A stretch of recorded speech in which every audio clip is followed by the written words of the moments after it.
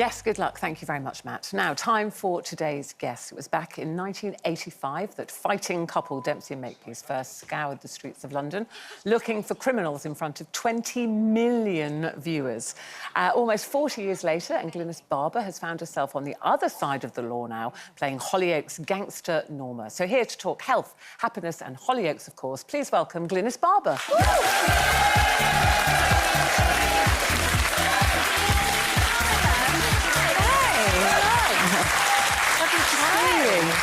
How are you? Yeah, not bad, thanks. How are you? Good. We're good. How are you feeling about Hollyoaks, you know, coming to an end now? Because you've got 2.5 years, Yes, nearly 2.5 years. I have mixed feelings because it was such fun. I loved playing a gangster. Yeah. I mean, more than I probably should have. I just loved people being frightened of me, especially men. But it was great. It was good to have a female gangster, female boss. Yeah, but I don't woman. like the way some of it were calling it gangster granny. Yeah, no, That's I know. annoying. They never do that with a man, like gangster granddad. Yeah, you've never heard gangster No. granddad, have you? No, because she literally went in as a crime boss and a very, very scary one who was known as the Undertaker. And actually, huge kudos to Hollyoaks because, it's a kind of part that they could have cast a man, and I think originally they were going to, and they went, no, hold on a minute. You know, a mature woman, let's make it a woman. And so I went in as this very fearsome crime boss, and it was such fun to play. Wow. And, I arrived in my car, which happened to be a hearse, because she was the Undertaker.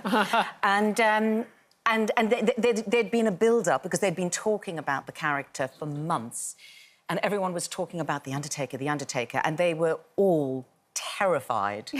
And the car pulls up, and the door opens, and out steps a heel. And they were not expecting it, you know, they were expecting a man to walk out of the car. So it was a really great part to play. And to play a baddie. Fantastic, yeah.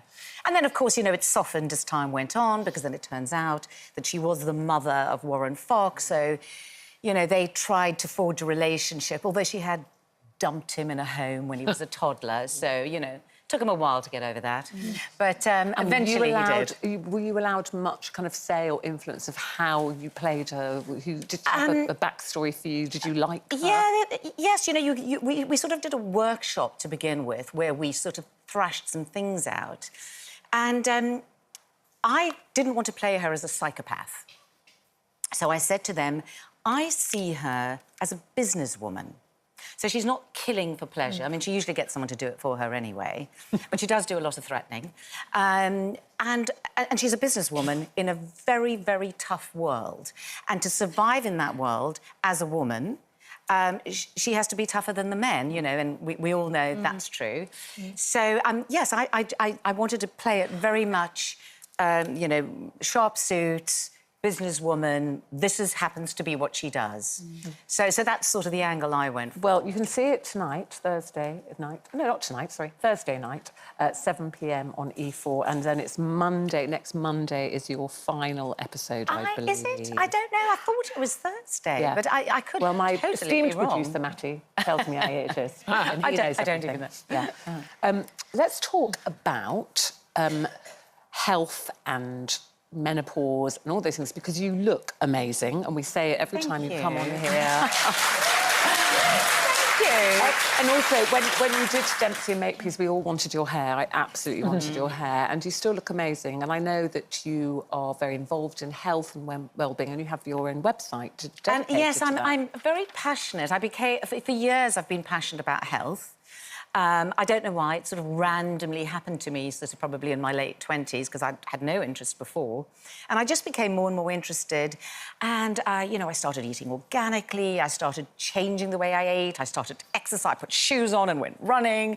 And, I really don't know what came over me, but I just suddenly developed this passion, and I sort of got into supplements. And then a few years later, I thought, well, I'm eating organically. Why am I putting all these chemicals and toxins on my face? So I started looking for sort of organic things to put on my face, and this went on for years. People literally laughed at me.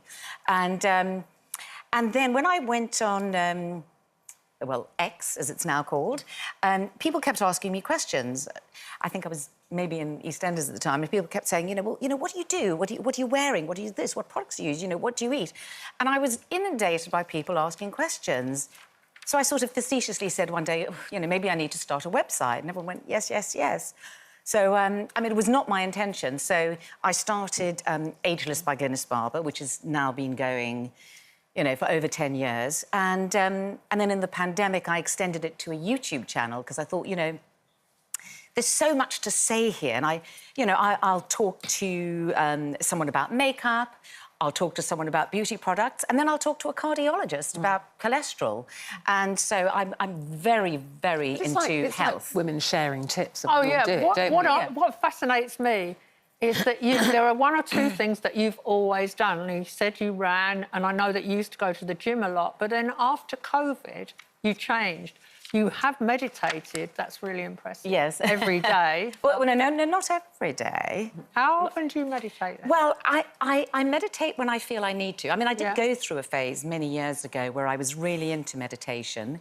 Yeah. But, I'm like everyone else. I'm full of good intentions. But at the end of the day, I do the best I can, and I try not to give myself a hard time. No, that's with your husband, Michael, so he meditates with you. Yes, we did. We did. It's not supposed to be competitive, is it? No. I roped him in to do a video with me because a lot of what I talk about on the website is stress management, because I think we all have to look to our stress management. I think the world has got more and more stressful. Nothing will aid you more than stress, I can tell you that, for lots of reasons. And I developed, a few years ago, I developed quite a bit of anxiety, so I was really sort of trying to tackle that. So it's something I talk about a lot on Ageless. So Michael, unbeknownst to a lot of people, is actually a trained meditation teacher. Is he? Yeah, he's taught meditation in prisons in America and here, in the Priory, all kinds of places. So he really is a very good meditation teacher. So I said to him, come on, let's do a few videos, meditation videos, and people love them. I keep saying, can we do another one? He goes, not now. I don't think Colleen will be watching for the meditating. Oh. Really? I'd argue with that, but she's so right. Maybe we need to get Michael on here to do a bit of meditation with our panel. I think we could do with it sometimes. Along with George. Well, listen, we are sorry that you're leaving Hollyoaks, but we look forward to seeing Norma's final days and what she gets up to. I said, and that is Thursday night, 7 o'clock on E4. Glynis Barber, everybody.